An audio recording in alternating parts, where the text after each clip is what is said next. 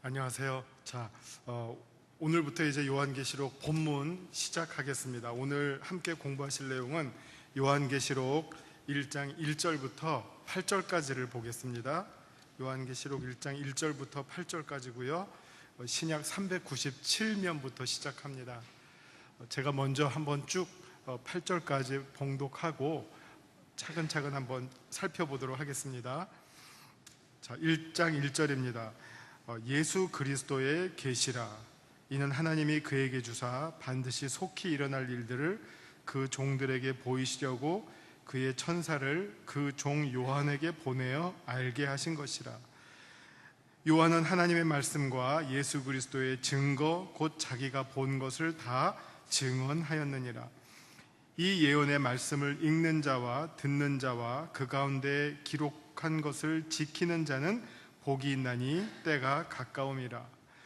요한은 아시아에 있는 7교회에 편지하노니 이제도 계시고 전에도 계셨고 장차 오시리와 그의 보좌 앞에 있는 7 영과 또 충성된 증인으로 죽은 자들 가운데에서 먼저 나시고 땅의 임금들의 머리가 되신 예수 그리스도로 말미암아 은혜와 평강이 너에게 있기를 원하노라. 우리를 사랑하사 그의 피로 우리 죄에서 우리를 해방하시고 그의 아버지 하나님을 위하여 우리를 나라와 제사장으로 삼으신 그에게 영광과 능력이 세세토록 있기를 원하노라. 아멘. 볼지어다 그가 구름을 타고 오시리라. 각 사람의 눈이 그를 보겠고 그를 찌른 자들도 볼 것이요 땅에 있는 모든 족속이 그로 말미암아 애곡하리니 그러하리라. 아멘. 주 하나님이 이르시되 나는 알파와 오메가라. 이제도 있고 전에도 있었고 장차 올 자요 전능한 자라 하시더라. 아멘. 먼저 그냥 간단한 것부터 한번 정리를 해보면요, 하나님은 우리에게 계시를 보여주시고 우리는 그 본 계시를 증언을 하게 됩니다. 증거를 하게 됩니다. 그러니까 하나님이 하시는 일은 계시를 보여주시고 우리가 해야 할 일은 그 계시를 본 것을 증거하는 일입니다. 그러니까 이 관계를 잘 기억하시고 우리 이제 서론을 함께 보시면요, 여기에 나오는 중요한 두 말이 계시라는 말과 증언 혹은 증거한다는 말이에요. 참 재밌는 것은 하나님이 계시를 하시고 근데 예수 그리스도는 한편으로는 계시가 되시고 또 다른 한편으로는 증거를 하시고 혹은 증인이 되시고 그 다음에 우리는 증인이 되는 거예요. 그러니까 이게 예수님을 우리가 뭐라고 하냐면은 참 하나님이시면서 참 인간이시라고 그러거든요. 그러니까 예수님에게는 신성과 인성이 함께 공존해요.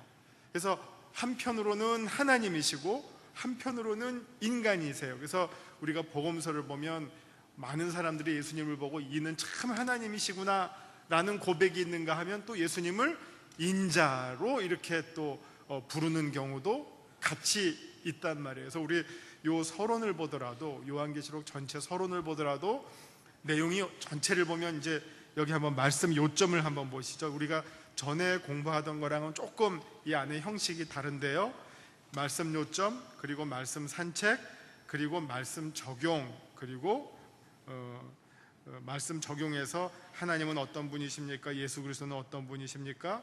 그리고 내게 주시는 교훈은 무엇입니까? 하고 마지막에 말씀에 따른 기도, 이런 식으로 진행이 되거든요.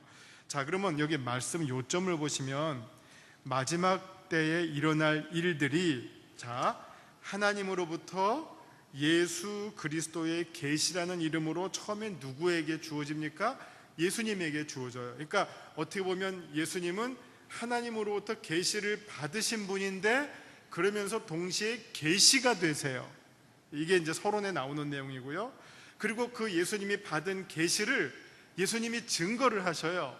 그래서 그 증거를 어떻게 하시냐면은 그의 종들, 천사들을 통해서 지금 누구에게 하셨냐? 요한에게 하셨어요. 그러니까 요한은 뭘 받았죠? 한편으로는 계시를 받았지만 그 계시는 예수님이 하나님으로부터 받은 그 계시에 대한 증언으로서의 계시를 이제 천사들을 통해서 요한이 받았어요. 이제 요한이 할 일은 무엇입니까? 자기가 받은 그 계시를 이제 우리에게 증거하는 거죠. 요게 1절이에요. 그리고 그 내용이 이제 요한계시록 7교회에 이제 먼저 요한이 증거하는 거예요. 자, 이게 좀 복잡하죠. 뭐 거치고 오는데, 간단하게 말하면 하나님이 예수님에게 보여주시고 예수님이 보신 것을 다시 그의 종들의 천사들을 통해서 누구에게 전달하시느냐? 요한에게 전달했고, 요한이 이제 그렇게 해서 보고 들은 것들을 여기 본문에 보면 7교회가 이제 결국 그 7교회는 우리 모두를 대표하는 자들이에요. 우리도 지금 어떻게 보면 우리 여러분 영색교회 성도들이잖아요. 우리 영색교회 안에는 제가 보기에는 이제 아시아에는 7교회의 모든 모습이 다 있는 게 이 세상의 모든 교회예요. 어떤 면으로는 칭찬할 내용도 있고, 어떤 면으로는 꾸짖음을 당할 내용도 있고, 어떤 교회는 좀 칭찬받을 일이 더 많고, 서모나 교회처럼, 그리고 에베소 교회처럼 칭찬할 일들이 많고 혼날 일은 적은 교회는 그러면 아주 괜찮은 교회예요. 근데 라우디게아 교회처럼 칭찬할 일은 별로 없는데 혼날 일이, 책망받을 일이 많은 교회는 정신 차려야 할 교회예요. 그러니까 앞으로 이어질 7교회는 이 안에 곧 우리들의 모습이 있고 나의 모습이 있다, 이렇게 생각하시면 돼요. 그러니까 보시면서 나는 내 안에 내가 그래도 참 하나님께 장차 칭찬받을 모습이 무엇일까? 이건 내가 좀 더 열심을 내야 되겠구나. 근데 만약 혹시 내가 책망받을 일이 무엇일까? 책망받을 일이 있는데 그걸 내가 스스로 깨닫지 못하고 있다면 우리가 이제 7교회 주시는 말씀을 통해서 우리가 깨달아야 되겠죠. 이거 바로 이게 나를 두고 하시는 말씀이구나. 내가 좀 더 깨우쳐야 되겠구나. 내가 조금 더 어떻게 보면 처음 사랑을 회복해야 되겠구나. 내가 조금 더 열심을 내야 되겠구나. 내가 조금 더 진리를 분별하는 일에 힘써야 되겠구나. 이런 깨달음을 우리가 보게 되죠. 그러나 이제 이 모든 내용들이 이제 하나님, 예수 그리스도, 천사들, 요한, 그리고 요한이 증거한 것을 통해서 우리에게 전달이 됩니다 하는 게 지금 1절의 내용입니다. 자, 말씀 요점을 다시 한번 읽고요, 말씀 산책으로 들어갈게요. 마지막 때 일어날 일들이 하나님으로부터 예수 그리스도의 계시라는 이름으로 그 종들에게 증거하도록 나타났고, 그 증언의 내용들이 천사를 통해 요한에게 이르렀습니다. 이제 요한은 자신이 본 바를 아시아의 7교회들에게 증언하기에 이릅니다. 이게 이제 어떻게 보면 전체 큰 제목이라고 보겠고요. 이제 말씀 산책으로 들어갑니다. 요한계시록의 서론 부분은 요한계시록이 어떤 책인지를 알려주는데요, 요한계시록이 가지고 있는 큰 3가지의 특징이 나와요. 첫째, 이 책은 묵시록이에요. 왜냐하면 이제 요한이 뭘 봤잖아요. 환상을 봤잖아요. 계시를 봤잖아요. 그러니까 이게 그러면서 묵시록이에요. 그러면서 또한 예언서예요. 장차 일어날 일들에 대해서 이 요한이 장차 일어날 일을 본 거예요. 그래서 그 자기가 본 것들을 이제 전하게 되죠. 근데 전할 때 어떤 형식으로 전했느냐? 편지 형식으로 전했어요. 7교회들에게 내가 여러분에게 회람용 편지를 쓸 테니까 각각 모든 교회들이 지금 내가 보고 들은 내용들을 다 함께 읽고 나누시기를 원합니다. 그러니까 요한계시록은 첫째는 묵시록이고, 둘째는 예언서고, 셋째는 편지예요. 서신서예요. 그러니까 아주 복합적이죠. 우리가 신약 성경 앞에 책 보면 바울의 많은 책들은 복음서 빼놓고는, 복음서는 어떻게 보면 예수님의 그 삶과 사역을 기록한 내용이고, 그 다음에 사도행전은 역사서예요.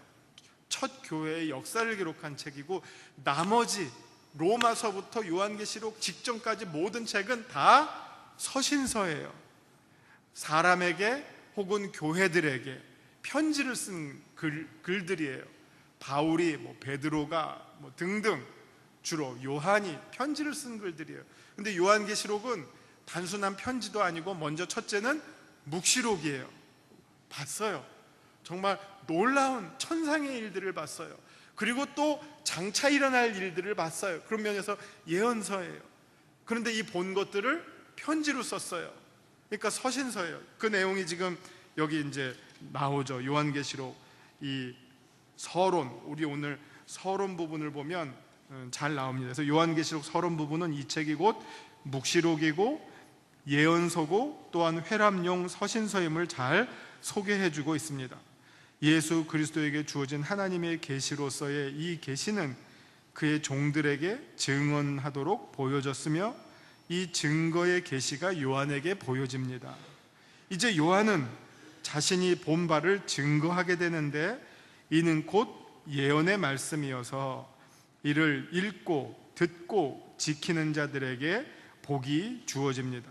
이 예언이라고 하는 말은 두 가지의 의미가 있어요. 한편으로 우리가 여러분들은 예언하면 막 장차 일어날 일들만 생각하시는데 예언이라는 말이 갖고 있는 원래의 그 단어적인 뜻은 복음이랑 다르지 않아요. 좋은 소식이에요. 그러니까 지금 요한은 자기가 본 말, 왜냐하면 그 장차 일어날 일들을 우리가 듣고 알고 깨달아서 잘 준비하면 어떻게 되겠어요? 잘 대비하게 되겠죠. 그리고 구원에 이르는 길을 내가 잘 준비할 수 있게 되겠죠. 깨어있게 되겠죠. 그래서 예언이라는 말은 기쁜 말들이에요. 기쁜 소식이에요. 그래서 요한은 자기가 본 바를 증거하게 되는데 이는 곧 예언의 말씀이어서 그래서 이것을 읽고 듣고 지키는 자들에게 복이 주어집니다. 7 교회를 향한 요한의 인사말 속에 또 우리가 이제 앞으로 살펴볼 내용이 삼위일체 하나님의 이름들이 아주 신학적으로 정교하면서도 성경적으로 정확하게 소개가 되고 있습니다. 왜냐하면 우리가 편지를 쓰면 먼저 편지 쓸 때 꼭 들어가야 할 게 뭐가 들어가야 되냐면 편지를 쓰는 사람, 발신인이 있어야 되겠죠. 그 다음에 또 누가 필요하죠? 수신인이 있어야 되겠죠. 근데 이제 이 편지의 발신인은 누가 될까요? 이게 쉽지 않죠. 발신인은 일단은 요한이지만 요한이 자기 생각대로 쓴 게 아니에요. 누구의 말씀을 받아서 쓰죠? 하나님의 말씀을 받아서 쓴. 그러니까 이 편지의 발신인에는 요한이 증거하지만 진짜 궁극적인 발신인이신 성부 삼위일체 하나님의 소개가 등장해요. 근데 여러분 신약 성경을 쭉 읽으시면서 우리가 삼위일체가 어렵다 하고 뭐 이게 성경에 어디 있냐 하지만 요한만큼 삼위일체 하나님을 아주 정말 놀랍게 정확하고도 완벽하게 소개해 준 글을 찾기가 어려워요. 왜냐하면 이제 삼위일체 하나님이 이 바울의 축도 형식에는 쭉 나오지만 대개 이위일체로 나와요. 성부와 성자, 딴 데는 성자와 성령, 그 다음에 성부와 성령, 이렇게 각각 두 쌍씩 나오는 것들이 더 많아요. 그래서 이렇게 두 쌍, 이렇게 두 쌍, 이렇게 두 쌍을 모아서 삼위일체로 우리가 말하는 경우가 쉬운데 지금 이 요한계시록의 서문처럼 삼위일체 하나님의 이름이 우리 하나님은 어떤 하나님이고 성령은 어떤 성령님 하나님이고 성자는 어떤 하나님이십니다 하는 내용을 이렇게 완벽하게 풀세트로 설명해주고 있는 이 성경의 책이 많지가 않아요. 근데 그거를 요한이 소개해주고 있어요. 요한계시록의 서론에서 발신인을 소개하는 과정 가운데 소개해주고 있어요. 그게 아주 요한계시록의 이 서론이 특별한 내용을 담고 있는 부분이 됩니다. 그러면서 이렇게 성부, 성령, 성자 순서로 소개해주죠. 이렇게 해서 성부 하나님을 어떻게 소개하고 있느냐? 이제도 계시고 전에도 계셨고 장차 오실 이로써 보좌에 앉아 계시는 분이시다. 이렇게 이제 성부 하나님을 소개해 주셨어요. 근데 이제 이걸 조금 더 자세하게 설명해 드리면 이렇게 소개한 내용이 그냥 한 번 하고 끝나면 뭐 그런가 보다 할 텐데 왜 삼위일체를 말하느냐? 지금 여기에 소개된 내용이 지금은 누구를 소개하고 있습니까? 성부 하나님. 근데 이 성부 하나님을 소개해 준 내용이 다른 곳에서는 또 누구에게 적용이 되느냐? 성자 하나님에게 적용이 돼요. 그래서 우리가 삼위일체라고 말하는 거예요. 요 명칭은 오직 성부에게만 있다. 그러면 뭐가 될까요? 세 하나님이에요. 삼신론이에요. 근데 이 이름을 공유를 하는 거예요. 아버지만 갖고 있는 이름이 아니라 이 이름은 또한 아들도 이 이름을 가지고 있을 수가 있어요. 만약 제 이름을 만약 어떤 사람이 제 아들이, 이게 좀 설명이 좋을지 모르겠는데 영어에는 무슨 똑같은 이름을 가지고 존 웨인 주니어 하면 아들을 낳으면 이름을 똑같이 주고 주니어라 그래요. 그냥 똑같은 이름을 쓰는 거예요. 그렇다고 이거는 아버지와 아들은 하나입니까? 둘입니까? 이게 인간으로는 설명이 안 되죠. 인간으로서는 둘이지만 그러나 하나라고 하는 걸 아마 강조하고 싶어서 동일한 이름을 자식에게 부여해서 그냥 거기에 주니어 하나 더 붙이잖아요. 그런 경우가 있지만 우리 성경에서는 성부의 이름을 성자가 나중에는 똑같이 써요. 지금 여기 나와 있는 것처럼 이제도 계시고 전에도 계시고 장차 오실 우리 여러분 평소에 누가 장차 오실이시죠? 예수 그리스도가 재림하시죠? 그런데 지금 여기서는 예수님 재림하실 때 예수님은 혼자만 오시는 게 아니라 누가 오셔요? 성부 하나님도 오신대요. 그리고 다른 곳을 보면 성령이 오셔요. 그래서 오소서 성령 하나님이시여. 우리 지난주에도 여기서 들었나? 제가 다른 데서 들었군요. 제가 평소에 예배를 하도 여러 군데서 드리니까 여기저기 좀 설교가 섞이는데, 요엘서 2장을 보도 말세에 영을 부어주리다. 이 말은 마지막 때에 성령님께서 오신다는 거거든요. 그러니까 이 마지막 때에 오시는 분이 예수님이 대표 선수지만 예수님 성자만 오시는 게 아니라 성령도 오시고 성령도 오시고 성부도 오셔요. 그러니까 여기 지금 성부 하나님을 소개하기를 이제도 계시고 전에도 계시고 장차 오시리, 이거 우리가 히브리서에서 성자 예수님 봤을 때 똑같이 나오는 이름이잖아요. 어제도 계시고 지금도 계시고 장차 오시리로서 보좌에 앉아 계신 분으로 성부를 소개해주고 있는데, 근데 그 보좌 앞에 7 영이 있다 그래요. 근데 7 영의 이름은 성령이에요. 7 영. 여러분, 성령을 7 영이라고 부르는 경우를 보신 적이 있으신지 모르겠어요. 보신 적이. 한번 제가 찾아드릴게요. 구약으로 들어갑니다. 제가 저기 요한계시록을 잘 보려면 구약을 잘 알아야 된다고 말씀드렸죠. 자, 이사야서 11장 2절. 이사야서 11장 2절. 이거 우리가 별로 교회에서 얘기를 많이 잘 안 하는데 성령을 7 영으로 표현을 하고 있어요. 성령이 가질 수 있는 이 특징과 이름은 또 우리가 성경 전체를 보면 무궁무진해요. 수십 가지로 성령이 표현돼, 성령이 가질 수 있는 이름이 수십 가지예요. 근데 그 중에서 아주 중요한 이름이 지금 이사야서 11장 2절에 나와 있는 7개의 이름이에요. 그래서 7 영으로 지금 요한은 성령을 부르고 있는 거예요. 성령이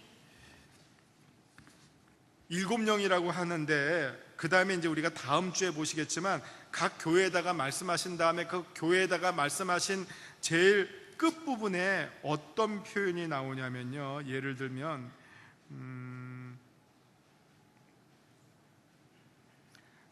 먼저 계시록 2장 7절을 보면 귀 있는 자는 성령이 교회들에게 하시는 말씀을 들을지어다. 요한이 성령이라는 이름을 몰라서 7 영이라고 말하는 게 아니에요. 성령이라고 하는 이름을 알지만 그 이름을 더 자세하게 설명해 주기 위해서 이사야서에 나오는 7 영이라고 하는 이름을 사용하고 있는데, 자, 어떻게 7 영인지 한번 보겠습니다. 이사야서 11장 2절. 자, 이새의 줄기로부터 시작하는데 이새의 줄기는 예수 그리스도시잖아요. 예수 그리스도 다음에 성령을 소개해 주는데 7 영을 이렇게 소개합니다. 그 위에 여호와의 영, 성령은 여호와의 영이시잖아요. 그 다음에 지혜의 영이고 총명의 영이고 모략의 영이고 지혜의 영이고 지식의 영이고 여호와를 경외하는 영, 7개예요. 성령이 7개예요. 그래서 요한은 성령을 굳이 7 영이라고 강조했어요. 왜 그랬죠? 요한계시록에서는 7이 중요하다 그랬어요. 일곱이. 일곱이라고 하는 숫자가 중요하기 때문에 성령이 이왕 일곱 영이시기 때문에 요한은 일곱 영으로 소개하는 것을 첫머리에 둔 거예요. 계시록 2장 7절에서는 성령으로 표현하지만 그 성령은 곧 일곱 영이십니다. 뭐 이제 앞으로 요한계시록 읽어나가시면서 수많은 일곱 시리즈가 나올 거예요. 근데 특별히 성령도 일곱 영으로 소개하는 것을 우리가 보게 됩니다.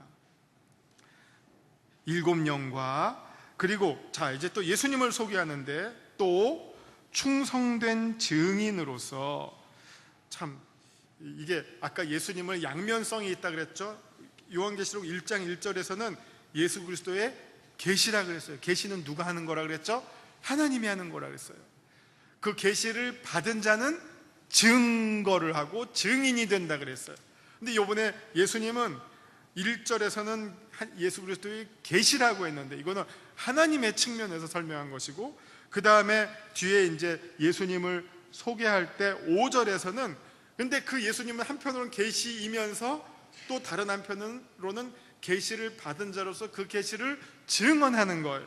자, 그래서 예수님을 5절에서는 충성된 증인으로, 자, 그 다음에 이건 예수님이 어떤 분이냐, 증인이시는데 어떤 일을 하셨느냐, 죽은 자들 가운데서 먼저 나시고, 이거는 십자가와 부활을 이루신 분이고 부활의 모든 잠자는 자들의 첫 열매가 되신 분, 예수님의 가장 대표적이고 중요한 사역이 성육신, 십자가, 부활 이거잖아요.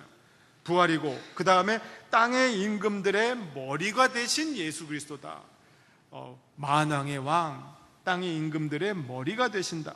근데 여기서는 지금 땅의 임금들이라고 했지만 사실 이 말은요, 임금들의 머리라는 말과 아까 또 성부에게 썼던 표현인 전능하신 분이라고 하는 표현은 글은 다르지만 내용은 똑같은 거예요. 그러니까 그 헬라어 원어로 하면 동일한 내용을 담고 있는 두 개의 표현이에요.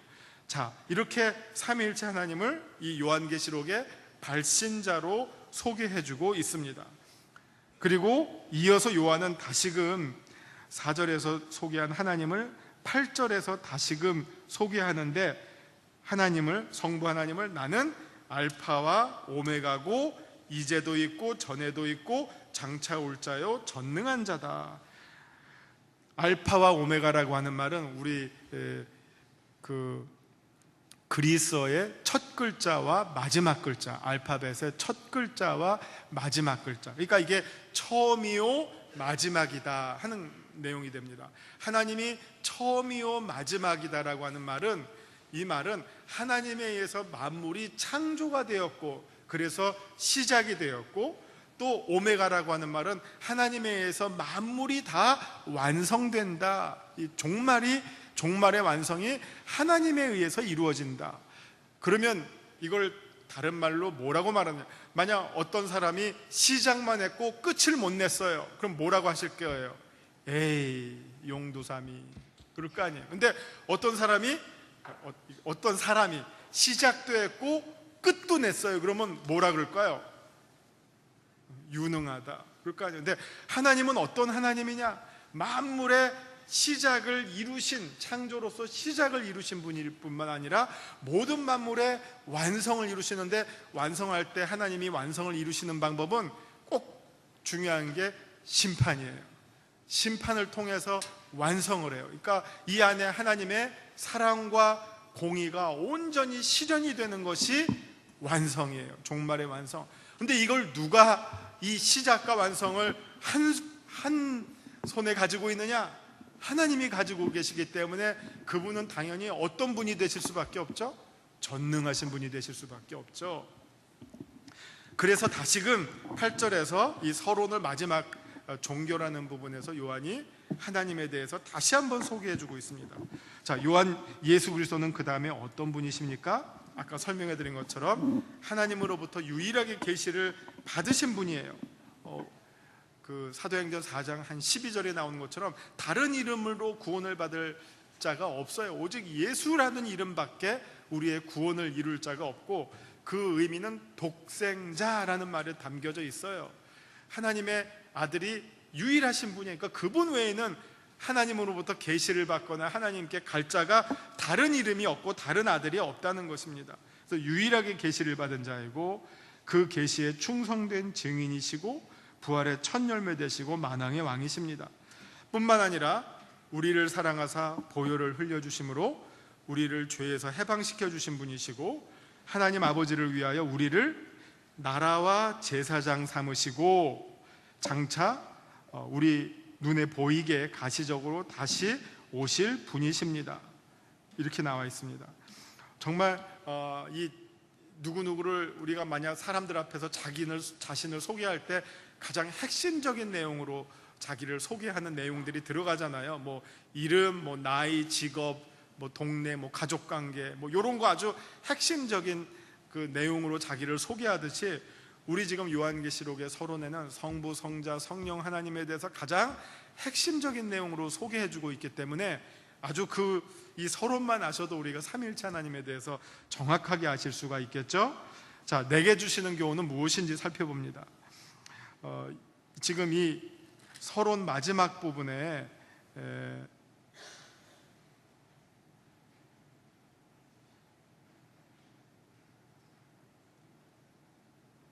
이렇게 소개가 되어 있죠. 진정으로 복 있는 자는 말씀을 3절에 진정으로 복 있는 자는 말씀을 읽고 들을 뿐만 아니라 지키는 자라는 사실이고 이 말씀을 지키는 자가 참으로 예수 그리스도의 증인의 삶을 살아가는 복된 자라는 사실입니다.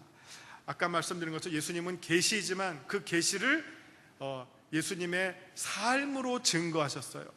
그래서 죽기까지 순종하시고 십자가에서 죽으시고 부활하심으로 그 하나님의 계시에 대한 완벽한 증거의 삶을 사셨어요. 그런 것처럼 우리도 말씀을 읽고 듣는 것뿐만 아니라 말씀을 지키는 것, 그것이 어떤 삶이냐? 곧 말씀을 증거하는 삶이에요. 듣고 읽는 것만으로 증거하는 것이 아니라 그것을 지켜 사는 삶이 말씀을 증거하는 삶이고, 그런 삶이 어떤 삶이냐? 복 있는 삶이라는 거죠. 그게 복 있는 삶. 이때는 여러분 이제 시편 1편이랑 같이 한번 연결해 보시면 됩니다. 시편 1편은 복 있는 자는, 복 있는 자가 어떤 사람인가를 소개하는데 한마디로 어떤 사람입니까? 말씀을 늘 묵상하고 읽고 그 말씀을 주야로 묵상하고 그 말씀대로 사는 사람, 그 사람이 복 있는 사람이에요. 그 똑같은 내용이 요한계시록 1장에서도 또 누가 복 있느냐? 읽고 듣고 지키는 자, 말씀을 증거하는 삶을 사는 자가 복 있는 사람입니다. 뭐 많이 로또 복권 당첨되는 사람이 복 있는 사람이 아니라 혹은 막 건강하고 행복한 삶을 사는 게 복 있는 게 아니라 말씀을 읽고 들은 바대로 지키는 삶을 사는 사람이 복 있는 사람이다 설명해 주고 있고요.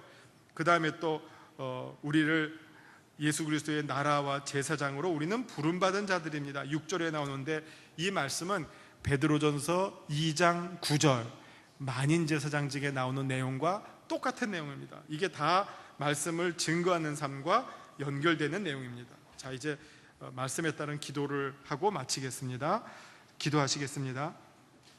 주님, 마지막 때를 살아가는 성도로서 예수 그리스도의 말씀을 우리의 삶으로서 증거함으로 우리 모두가 진정 복 있는 자 되게 하여 주시옵소서. 예수님 이름으로 기도합니다. 아멘.